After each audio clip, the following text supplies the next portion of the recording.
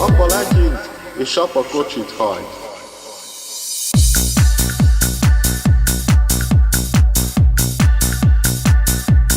Apa kocsit hajt.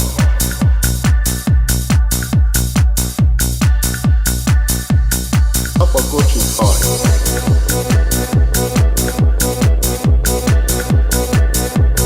Apa kocsit hajt.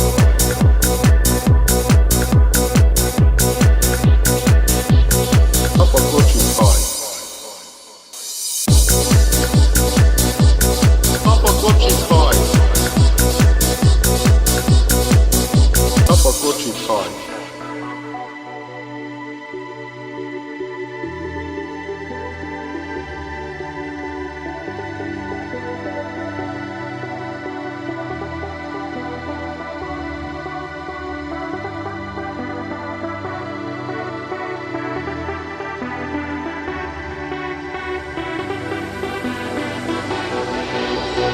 Megérkeztünk úti célunk végére, sikerült a tervünk, Mikály kalandnak mondja apa most. Láb- és aggyibasztó utazásunk után valamikor éjjel megérkeztünk Barcelona külvárosába, ahol eltöltöttünk egy éjszakát, majd másnap a komp indulásáig igyekeztünk kimaxolni az időnket, és meglátogattuk Barcelona több nevezetességét. Nagy sajnálatunkra a Sagrada Familia templomba nem tudtunk bejutni, hiszen több napra előre szükséges időpontot foglalni, így ha ide látogattok, akkor erre ti is figyeljetek, töltsétek le a templom saját applikációját, ezen keresztül tudtok a legkönnyebben időpontot foglalni. Viszont ha esetleg úgy járnátok, mint mi, akkor is kívülről lehet figyelni a számomra bolond alpinistákat, ahogy Deadpool ruhában pókemberezik össze ezt a hatalmas mészkőtornyot. Ott jártunkkor is pont ugyanolyan szorgalommal állványozták, építgették és daruzták, mint 100 évvel ezelőtt. Sosem unják meg. Ha továbbra is kitartóan pókemberezik, akkor ez lesz a világ legnagyobb bazilikája. Egyébként tök jó ennek a parknak és a templomnak az elhelyezkedése, a közvetlen közelében van egy csomó mélygarázs normális áron, a fagyizóhelyeken pedig jó nagy adagokat kapunk a pénzünkért. A bejutás kivárásáig rengeteg lehetőség van mindenre a környéken.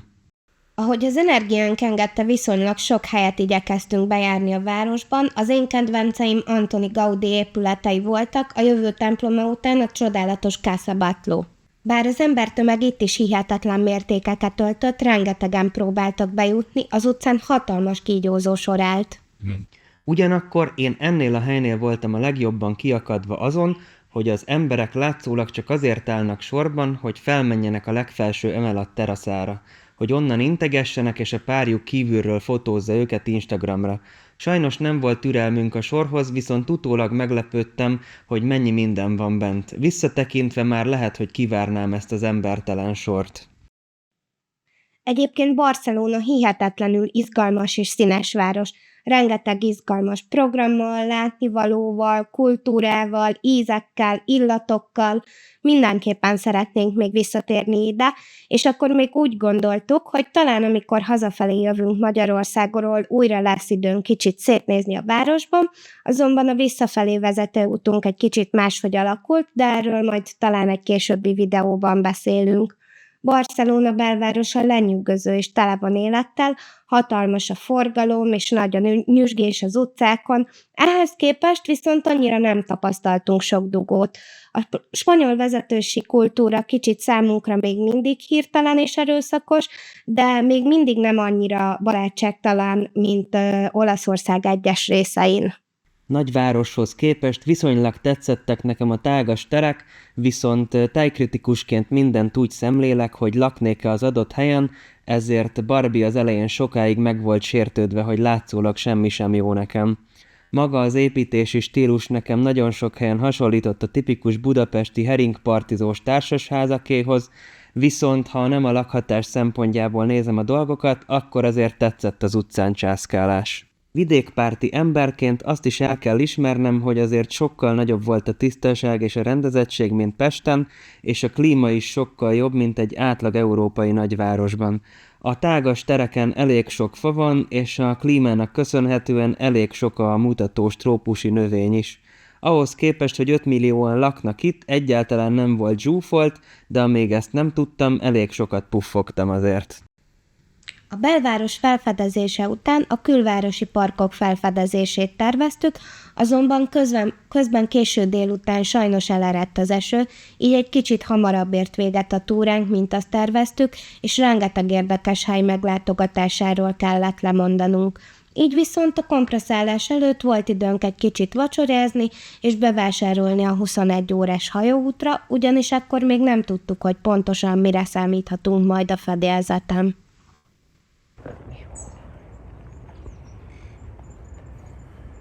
De rohadt aranyosak.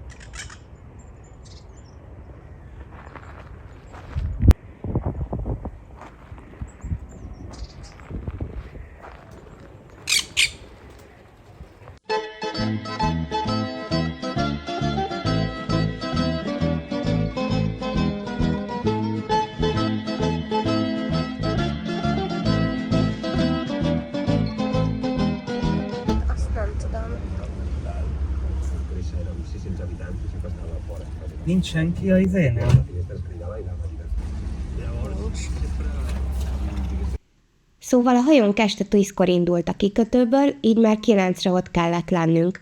Mi jóval előbb megérkeztünk, a Grimaldi, vagyis a hajótársaság épületét pedig szerencsére könnyen megtaláltuk. A becsekkolás a főépületben egyszerűen ment, utána pedig az autóval is könnyen megtaláltuk, ahová várakoznunk kellett a beszállásra. Így már egészen testközelből láttuk a hatalmas monstrumot, aminek a belsejében éppen kamionok grasszáltak fel alá. Be kell vallanom, teljesen lenyűgözött a hajó monumentalitása, ugyanis még sosem utaztam egy tápjószecső Arany János utca hosszúságú járművel. Itt egyébként az volt a furcsa, hogy már jóval előttünk ott vártak egy csomóan a beszállásra, de mégis minket úgy tereltek, hogy konkrétan mi voltunk a másodikak, akik személyautóval érintették a hajót. Érdekes, hogy ahhoz képest, hogy milyen közel álltunk a hajótesthez, egész hosszú utat kellett még megtennünk a hajótest belsejéig. Miért villog? Ki? Hát ez. De világít, az zavar. Mit? Villog. Villogod? Az is ott terül villog. Nem tudom.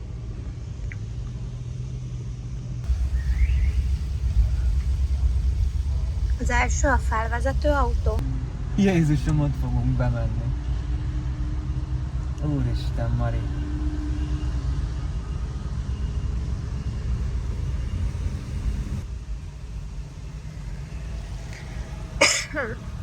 Látod, itt vannak az új autók. Ezek nem sárnás autók? Amúgy úgy néznek ki, de szerintem nem. A rendszám sincs rajtuk, úgyhogy újakja. Telebaszott szörnyeteg. Ja, itt megyünk be a seggébe? Igazából Most száll be egy kamion. nem vagyok annyira boldog, hogy elsők közt ezt el ne fújja, ezt nem fognád meg? Köszi. Majd oda felrakjuk utólag, csak Zero Emission Import. Akkor a kibaszás egyébként a többiekkel.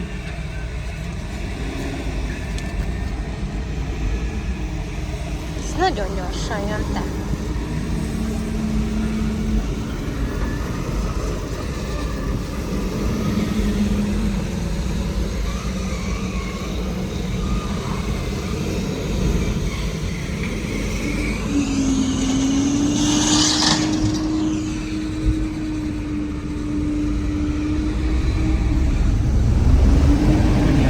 Fent vagyunk. De zajos.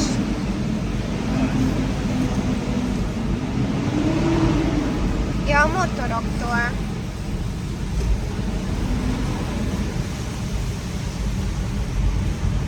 Így elférek ezektől a szaroktól. Aha.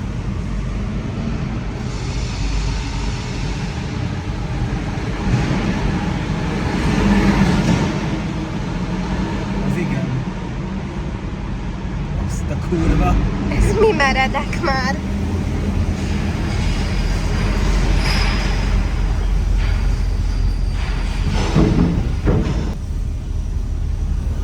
Kilátás, ez nagyon szép amúgy. Ott most nem látszik semmi. Igen. Ezen a kurva hosszú folyosón megérkeztünk a lakosztályunkig. A Velázquez lakosztályba. Köszönöm. Először azt hittük, hogy csak ebből a nappaliból áll. Van tévé, kanapé, tényleg minden. És szóval azt hittük, hogy itt kell aludnunk, de rohadtul nem, mert van még egy része. Itt van egy kis tároló, ez is tök jó. Itt a fürdőszobánk, ez is teljesen jó, mert valakinek, vagyis a legtöbb embernek az állítólag közös, nem? Hogy közös helyiségben van. Na, és mutasd meg a szobát, hogy le se vetköztél. Le se. Itt a szobánk, tök nagy ágyunk van, mondjuk még nem próbáltuk, hogy mennyire kényelmes.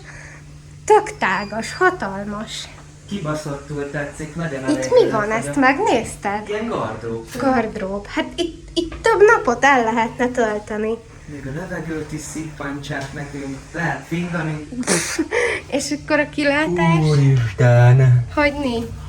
Ez nagyon vagány, csak retkes az ablak. Párás, nem retkes.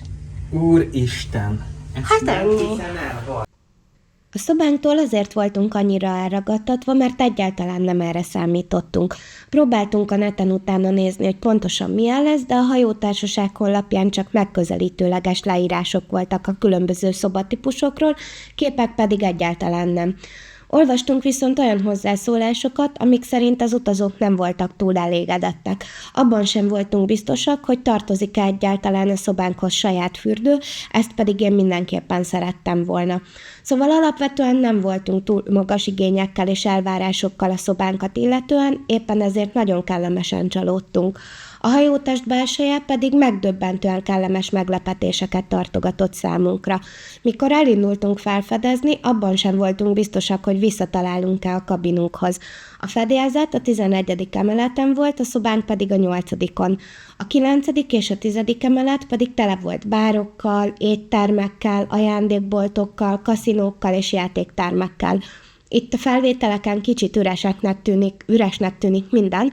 Ez azért van részben, mert hatalmasak voltak a terek, ezért úgy tűnik, mintha kevés ember utazna a hajón, másrészt pedig elsőként szálltunk fel a fedélzetre, így elsőként fedezhettük fel a tereket is.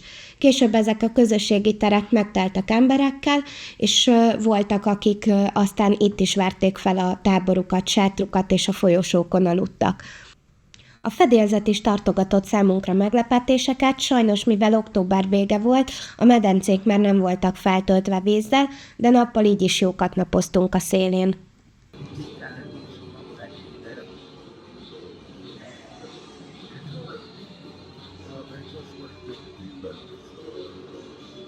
Barbie.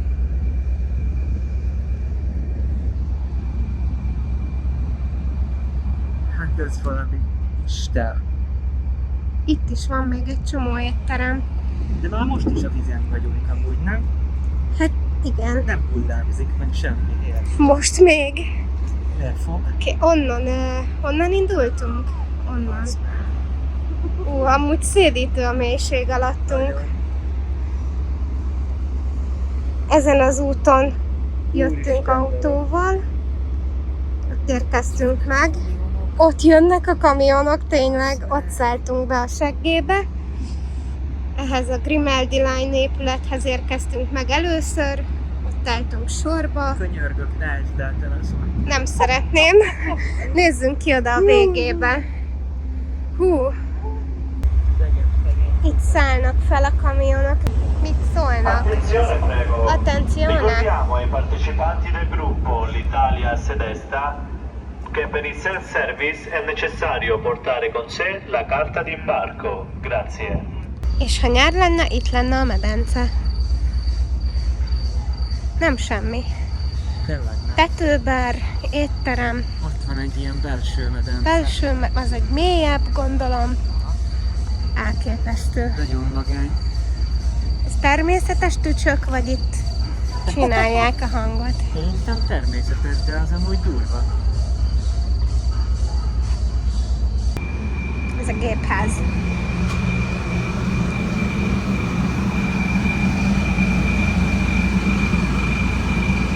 Grazie y buen apetito.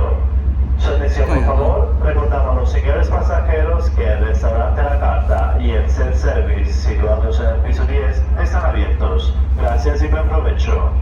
May I have your attention, please? We remind all passengers that the restaurant a la carte and the self-service located on deck 10 are open. Thank you and enjoy your meal. 10-kor nyit a kajáda. Aha. Akkor még egy fél óra.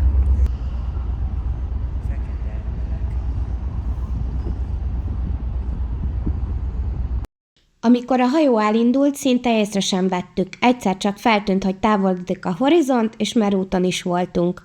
A vacsiról sajnos lemaradtunk, mert már nem bírtunk volna enni.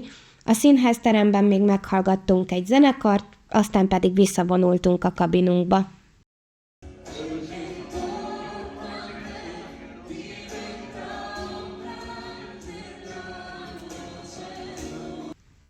Az éjszaka nyugison telt a tengeren, számunkra nem volt zavaró egyáltalán a hullámzás, az ágyunk is elég kényelmes volt, reggel pedig ilyen csodálatos kilátás fogadott minket az ablakunkból.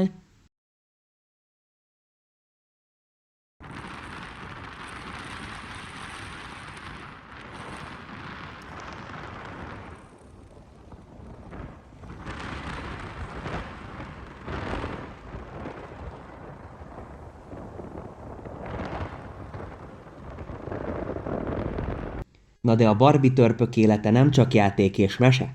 A nyílt tengeren azért már voltak komolyabb hullámzások, és lehetett az egész hajón dőlöngélni. Amikor az ember nem látja a mozgást, csak érzi, az egy kicsit kellemetlen. Én fekve sokkal jobban bírtam a talajmozgást, de Barbie meg a fedélzeten érezte magát jobban. Ebből végül az alakult ki, hogy kb. Egész nap a hajó legtetején mászkáltunk, de kellemes volt, mert végig szuper idő volt, és a tüdőnknek is tetszett a sósan friss levegő. Azért is mászkáltunk többet, mert a tenger közepén egyáltalán nem volt térerőnk, így mobilnetünk sem. Én 200 IQ-val rendelkező módon előző este vásároltam fedélzeti wifi-t, ami után nem sokkal el is aludtam, és reggel kiderült, hogy csak 12 órán keresztül aktív. Emellett ráadásul még elég drága is. Szép vagy amúgy. Jól nézel ki. Itt volt az a rész a bal oldalon, ahol az üres medence mellett feküdtem ki az egyéni tengeri betegségemet. Az előző felvételen a szélmozgást teszteltük, csak a Barbie morcos volt, hogy nem adtak túl jó kávét, de ő meg pont így az asztal mellett szeretett ülni az ő saját tengeri betegsége alapján. Clemente beköszönte, és Szardínia partjainak észelése a távolban azt jelentette, hogy utazásunk pár óra múlva véget ér, és végre kikötünk Olaszország partjainál. Sajnálatunkra egyetlen éttermet sem tudtunk kipróbálni, pedig a kínálat nagyon jól nézett ki. A naplemente után kicsit még szúnyogkáltunk, hiszen aznap még egy 4 órás utazás várt ránk. Körülbelül este 8 magasságában kötöttünk ki Civitavecchiában, innen pedig autóval átmentünk Olaszország keleti partján fekvő Anconába, hiszen másnap este innen indultunk tovább hajóval Splitbe, Horvátországba.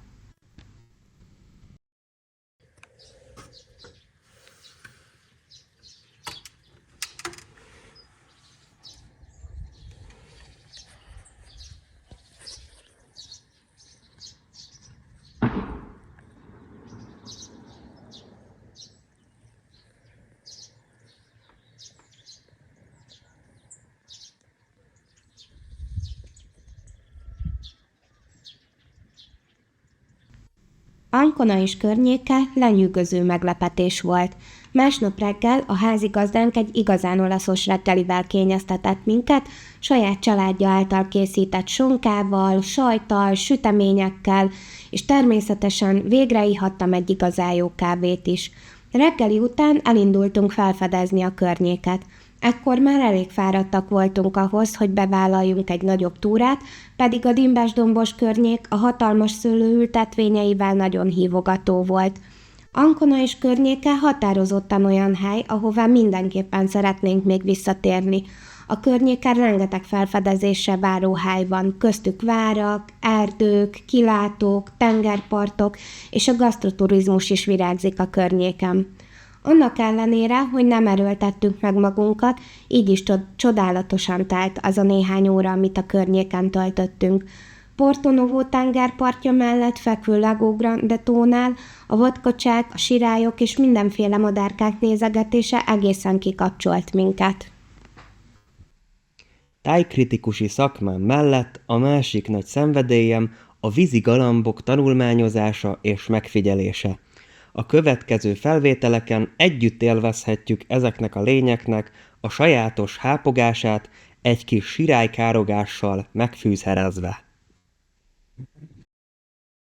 Mindenhol van kacsa, vannak ilyen sirályok, vagy nem tudom,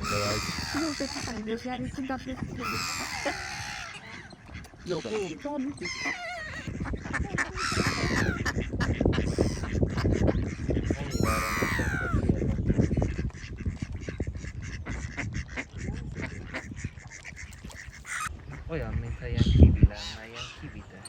Kivitestünk. Milyen érdekesen néz ki. Botlábú.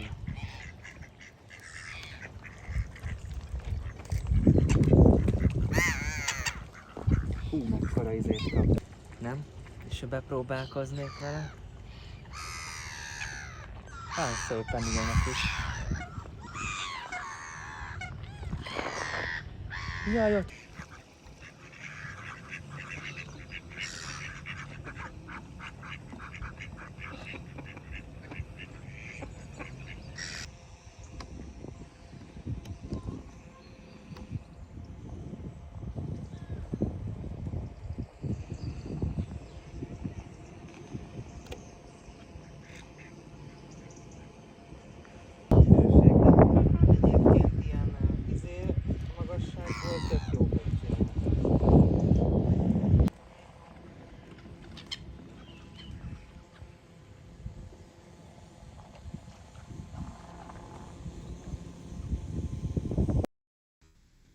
Ancona és Porto Novo közötti tengerpartszakaszt leírhatatlanul gyönyörűnek találtuk. A természet színei, a tenger megnyugtató morajlása és a csodálatos kéksége szemet és lelket gyönyörködtető volt. Éppen jókor jött ez a kis feltöltődés, mert ekkor már elég fáradtak és kicsit nyűgösek is voltunk. Mindamellett, hogy nagyon izgalmas volt ez a pár nap, azért rendkívül kimerítő is. Egy csomó új élménnyel és tapasztalattal gazdagodtunk, a sok új inger feldolgozására pedig alig volt ideje a szervezetünknek, hiszen alig aludtunk, és szinte folyamatosan úton voltunk. Vezettünk, útvonalat terveztünk, felfedeztünk. Porto Novo tengerpartjában való gyönyörködésünk kellemes kis szünet volt, viszont az agyunk itt sem tudott teljesen kikapcsolni, hiszen pár óra múlva ismét hajóra kellett szállnunk, ezúttal Ancona kikötőjében. Tájkritikusként nem gyakran szoktak lenyűgözni a tengerpartok, mert általánosságban erdő és hegyek beállítottságú vagyok, viszont ezen a részen teljesen lenyűgözött, hogy szép zöld brokkolifák, hatalmas sziklák és a leginkább világoskék tenger trióját láthatom együtt. Az eddigi tengerészleléseim közül az olasz tengerszíne tetszik a legjobban. Mindig is egy erdő közepén éltem volna a legszívesebben, de azt hiszem, hogy ha szedni kéne a sátorfát, akkor valahol ezen a környéken cölöpölnék újra.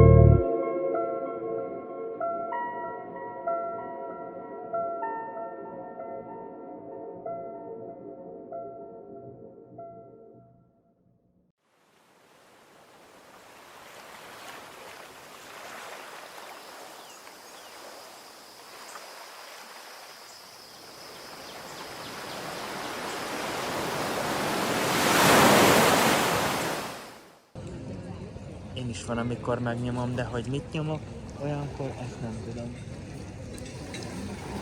Ide fér. Nagyon fasz ez a környék. Amúgy azt mondja, hogy az is nyitva van, ami ott van.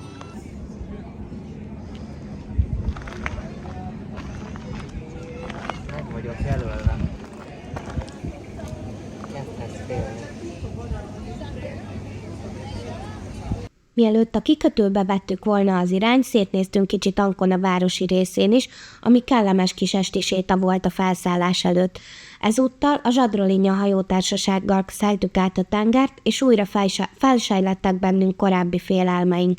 Képeket vagy videót itt sem találtunk a neten a hajó belsejéről, viszont kommentek és hozzászólások alapján ebben az esetben sem tettük magasra az elvárásainkat. Ez a hajó megközelítőleg sem volt olyan hatalmas, mint az előző, a méretei sokkal barátságosabbak voltak, azt hiszem csupán 2 vagy talán 3 szintből állt.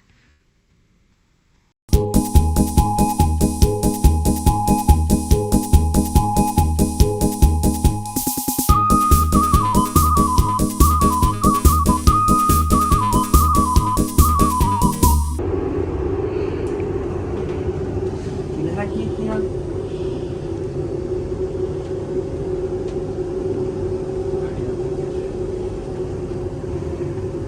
Jöjjek! Itt van kis olvasólámpád. Az jó, Itt is van normális szellőző. az is jó. Ellátnak oxigénnel legalább. Ez mi? Higiénszki.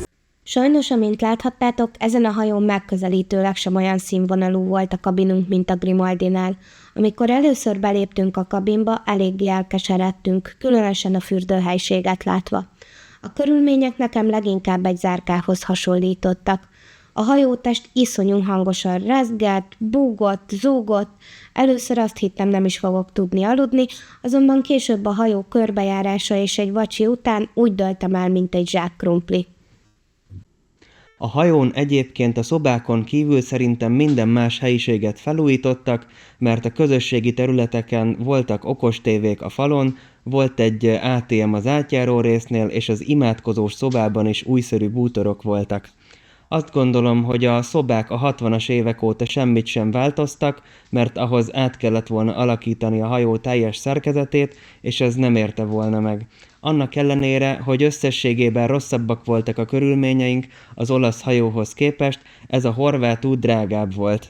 Az volt az elméletem, hogy az olasz hajó azért volt olcsóbb, mert rengeteg kamionnyi árut és új autókat is szállítottak a személyeken kívül. Ezzel pótolták úgymond a kiesést. Hogy azért jó dolgokat is mondjak, nagyon jót vacsoráztunk az étteremben. Arra számítottam, hogy a 60-as éveik ízei fognak minket várni, de meglepően jó élményünk volt. Ez a rész is szerintem szépen fel volt újítva, kihozták belőle, amit lehetett. Vicces, de annak ellenére is életem legkényelmesebb borotválkozását sikerült összehoznom, hogy abban a szűk helyiségben egyben volt a zuhanyzó és a WC. Nagyon közel volt a lámpa és a mosdókagyló is. Kicsit zavart, hogy közvetlenül a WC tetőre zuhanyoztam rá, de szuperül láttam, hogy mit csinálok, és kellemes volt engedni magamra a vizet is közben. Ilyet más zuhanyzóban azóta sem tudtam csinálni. Mindketten végigaludtuk az éjszakát, és reggel 5-kor a személyzet ébresztőjére tértünk magunkhoz. Amint összeszedtünk magunkat, fel is mentünk a fedélzetre, és meglepődve tapasztaltuk, hogy már is Split partjainál vagyunk. A kikötőbe egyszerre érkeztünk meg a felkelő nappal, ami csodálatos látvány volt. Innen már csak kb. 7 órát kellett vezetnünk, és meg is érkeztünk Magyarországra. Az utunk egy októberi vasárnap reggel indult Portugália déli részéről, és csütörtökön érkeztünk meg Magyarországra.